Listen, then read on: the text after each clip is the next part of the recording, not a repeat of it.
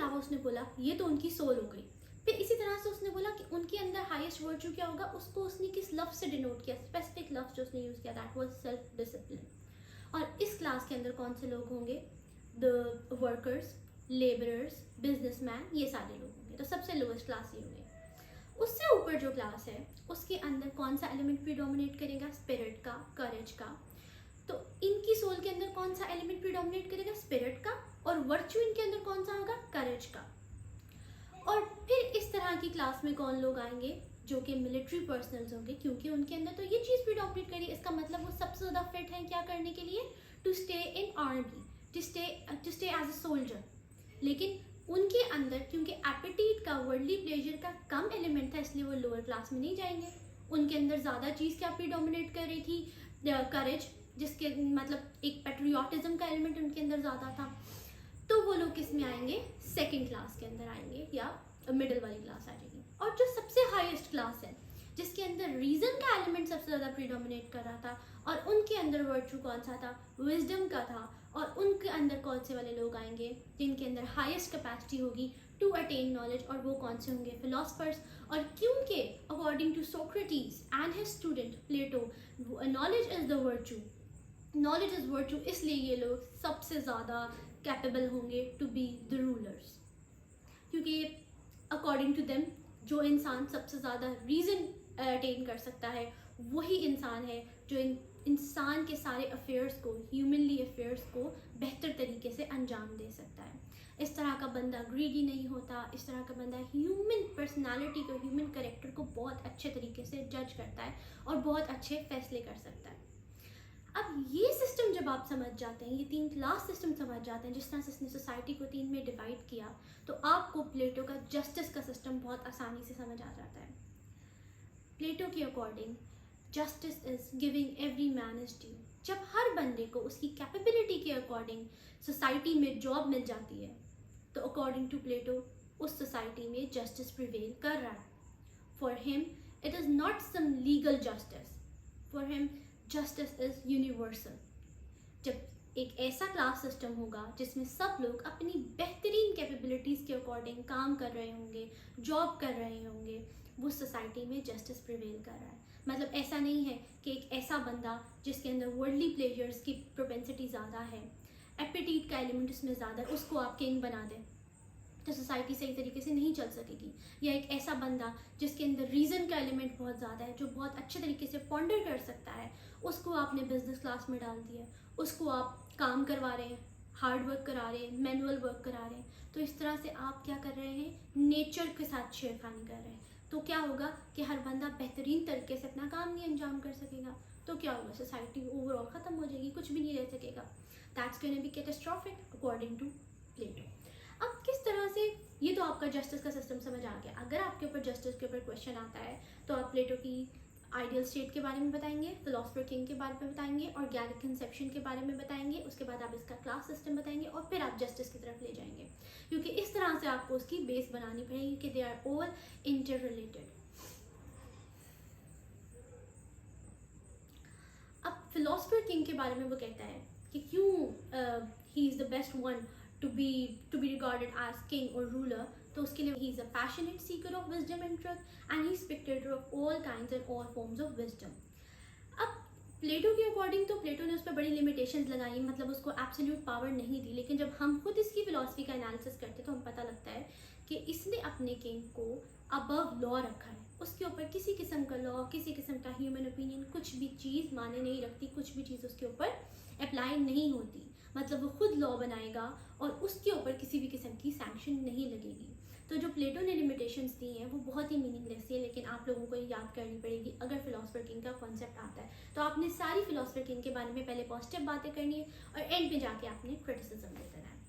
Limitations आ जाती हैं कि philosopher king must respect the basic principle of society, regulations against excessive inflow of property and wealth in state, and signs of state consistent with unity and self-sufficiency, rule of justice and virtue and system of education।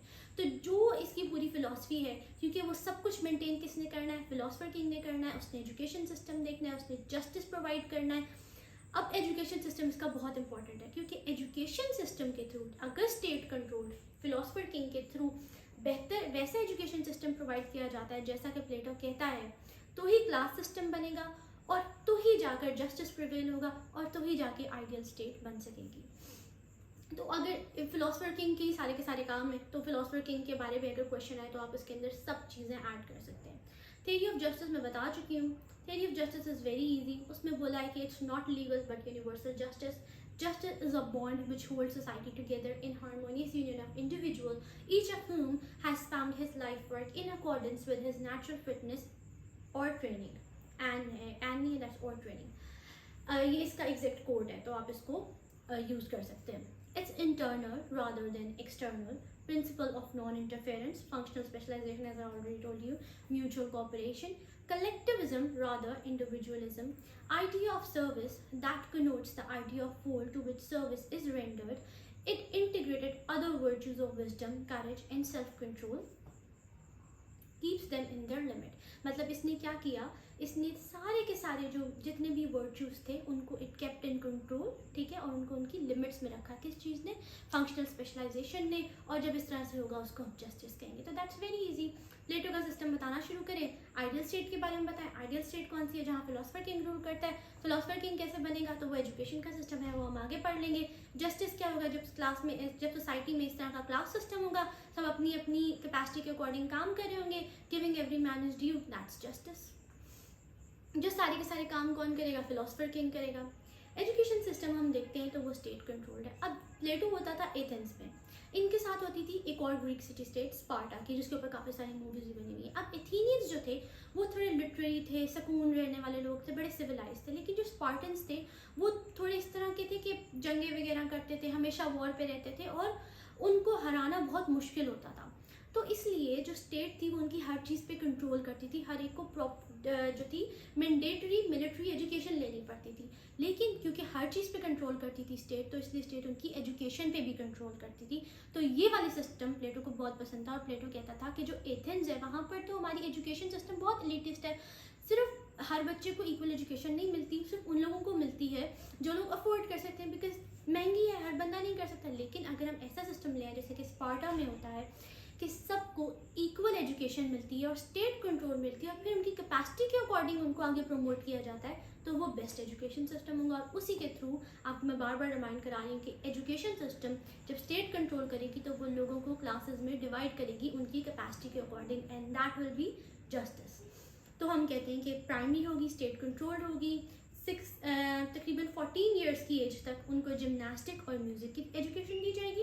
And one thing more, प्लेटो बहुत against था ये poetry वगैरह इस तरह की चीज़ों के, क्योंकि वो कहता था कि ये जो पोइट्री है ना ये यूजलेस है और जो यंग माइंड्स हैं उनको कंटेमिनेट करती है, उनको जो असल ज़िंदगी का मकसद है उससे डेविएट करती है। इसलिए he was very against these poetry, specially with love, this worldly love, इस तरह की चीज़ों के वो बहुत अगेंस्ट था। तो कंप्लीट सेंचर वो चाहता था इस तरह की पोइट्री को जो यूथ के माइंड को कंटेमिनेट करे। अब उसके बाद हम देखते हैं कि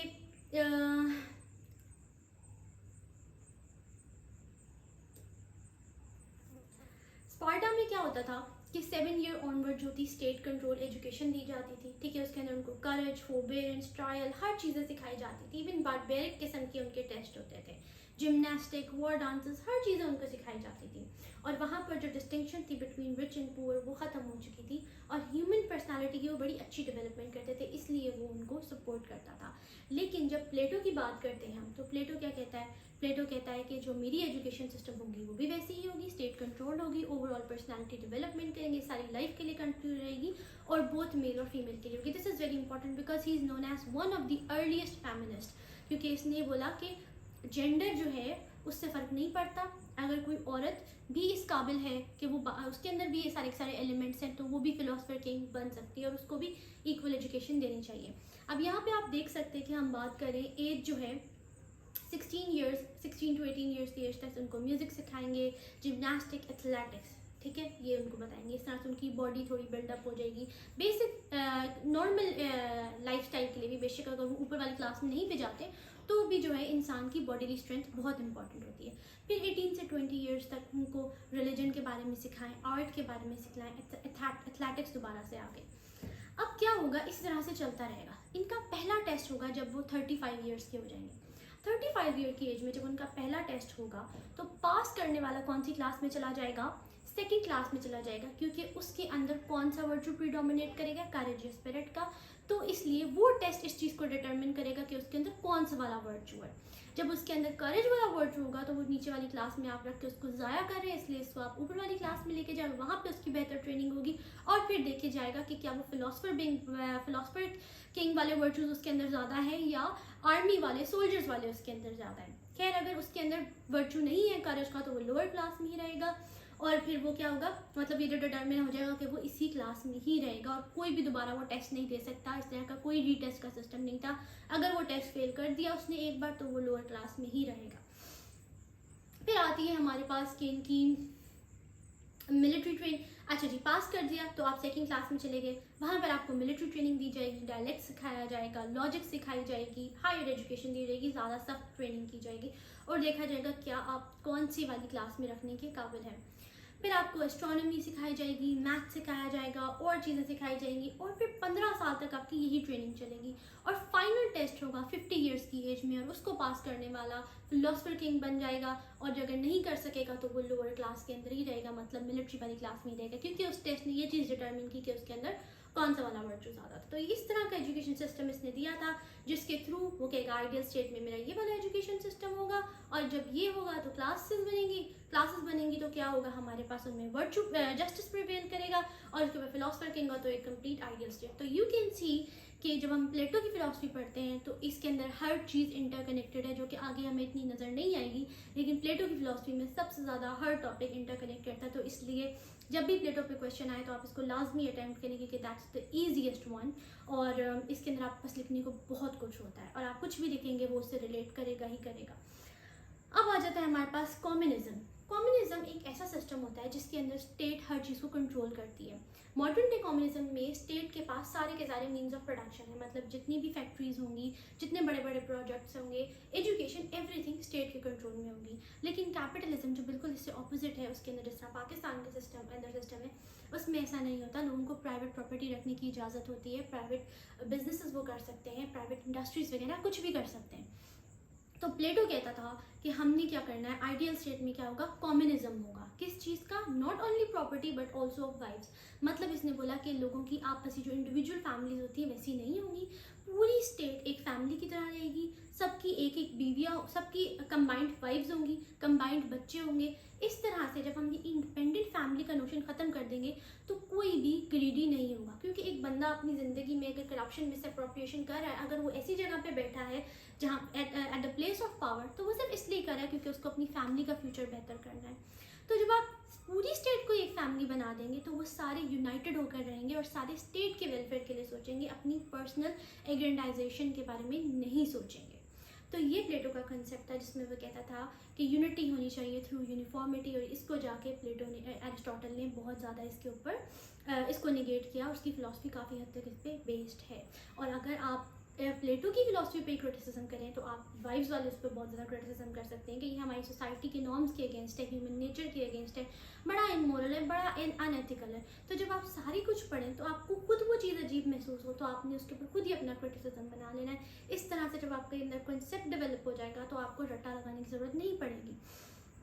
अब इसने बोला कि हमने एबॉलिश करना है the institution of family and property, unity through uniformity, eliminating elements of greed, jealousy, self aggrandisement, state family तौर पे। और एक चीज़ बड़ी इंपॉर्टेंट है कि इसने बोला कि जो communism of wives and property है सिर्फ और सिर्फ अपर 2 क्लासेस पे होगा। इसका मतलब है जो सोल्जर्स और फिलोसफर किंग हैं वो अपनी फैमिली नहीं रख सकते, उनके कोई ज़ाती पर्सनल बीवियाँ या बच्चे नहीं होंगे, सबको स्टेट प्रोवाइड करेगी हर चीज़, और उनकी प्राइवेट प्रॉपर्टी भी नहीं हो सकती। मतलब ये चीज़ें क्या होंगी, स्टेट के कंट्रोल में होंगी, उनका खाना, उनका रहना, उनकी हर चीज़। जो ये कम्युनिज्म का है, communism of wives and property, ये किसके ऊपर सिर्फ एप्लीकेबल है, सिर्फ जो communism of wives and property ये सिर्फ एप्लीकेबल है अपर 2 क्लासेस के ऊपर। और जो लोअर क्लास है वो नॉर्मल तौर पे अपनी फैमिली रखेगी, अपने बच्चे रखेगी, उनको कोई कुछ भी नहीं कहेगा, वो नॉर्मल कैपिटलिस्ट जिस तरह रहना चाहते हैं वो रहेंगे। ये चीज़ें एप्लीकेबल होंगी सिर्फ अपर 2 क्लासेस पे, क्योंकि वो in the position of power हैं। तो उनको करप्ट होने से बचाने के लिए, उनको मिसडीड से, मिस अप्रोप्रिएशन से बचाने के लिए communism of wives and property. इसकी एग्जाम्पल वो देता है कि अगस्ता सीन्स थे और उनकी वाइव्स नहीं हुआ करती थी, मतलब सबकी मिली जुली होती थी। तो उससे क्या होता था, वो भाइयों की तरह रहते थे, उनमें जेलसी हेट्रेड नहीं आती, तो उनके अंदर क्या थी, बहुत ज़्यादा यूनिटी थी। अब इस चीज़ को हमने जितना मर्जी हम क्रिटिसाइज़ कर सकते हैं। इंडिविजुअलिज्म को इसने सपोर्ट नहीं किया, कलेक्टिविज्म की बात की, इंडिविजुअल जो पैशंस हैं उसको इसने बड़ा सप्रेस किया। जितना क्रिटिसिज्म आप इस पर करना चाहें कर सकते हैं। इसके ऊपर आप ये कह सकते हैं कि इसने इंडिविजुअल को बिल्कुल डिमीन कर दिया, इसकी बड़ी शैलो किस्म की, इवन लोग इसके ऊपर तो बहुत ज़्यादा क्रिटिसिज्म हुआ है कि it's a utopia to end all other utopias. की जो रैंडम ब्रीडिंग एनिमल्स में होती है, ह्यूमंस में होती है, इस तरह की तो एनिमल्स में भी नहीं होती। मतलब एनिमल्स में भी best form of male female मिला के ब्रीडिंग करता था कि बेस्ट फॉर्म ऑफ ऑफस्प्रिंग है। तो वो कहता था कि इस तरह से ही कि बेस्ट क्वालिटीज़ वाली फीमेल की हम मेटिंग कराएंगे, सेलेक्टिव मेटिंग कराएंगे with best qualities of male, तो इससे हमारे पास बेस्ट फॉर्म ऑफ ऑफस्प्रिंग आएगी। तो इस तरह की इसके ऊपर भी बहुत ज़्यादा क्रिटिसिज्म हुआ। तो हर चीज़ के ऊपर, कलेक्टिविज्म के ऊपर क्रिटिसिज्म हुआ, इसके कम्युनिज्म ऑफ वाइफ्स पे क्रिटिसिज्म हुआ, कम्युनिज्म ऑफ प्रॉपर्टी पे क्रिटिसिज्म करना है। तो आप कह दें कि तो इंडिविजुअल का हक होता है, उसकी प्रॉपर्टी, उसकी हार्ड अर्न मनी होती है, उससे कैसे स्टेट स्नैच कर सकती है। अगर स्टेट उसको स्नैच करती है तो इसका मतलब है कि उसको पैशनलेस बना रही है, स्टेगनेंट बना रही है, जो कंस्ट्रक्टिव कंपटीशन सोसाइटी से वो ख़त्म कर रही है। तो ये चीज़ें जो है, ये एक्सेसिव यूनिफॉर्मिटी जो है वो कोई भी भला या कुछ भी गुड इसमें से नहीं लेकर आएगी। तो आपने इसके ऊपर साथ साथ खुद ही क्रिटिसिज्म करते रहना है। इस तरह से तो अगर आपके ऊपर क्वेश्चन भी आए तो आप उसके अंदर एंड में क्रिटिसिज्म लिखेंगे तो बड़ा अच्छा इम्पैक्ट पड़ता है, अगर आपके पास टाइम है तो। अगर हम इसका कंपैरिजन करें मॉडर्न डे कम्युनिज्म से, अगर आप इसका कम्युनिज्म, मॉडर्न डे कम्युनिज्म से और प्लेटो कम्युनिज्म का कंपैरिजन करें, वैसे तो बहुत सारे आंसर आते हैं, लेकिन 3 मेजर डिफरेंसेस हैं।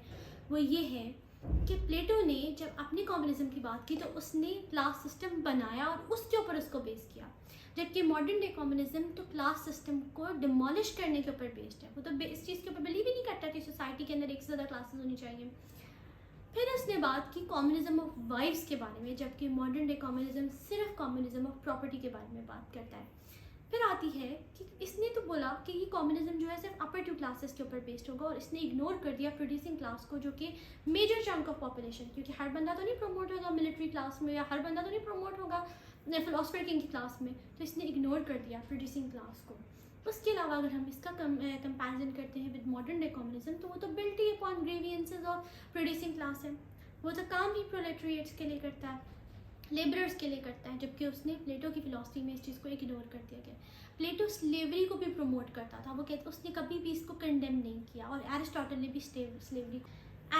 भी स्लेवरी को सपोर्ट किया है।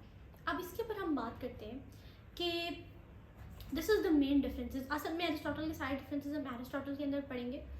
आइडियल स्टेट को अगर हम सम अप करने की कोशिश करते हैं तो वो कहता है कि it's the idea of ultimate good and it's a utopia to end all other utopias. Ultimate good and it's a utopia to end all other यूटोपियाज।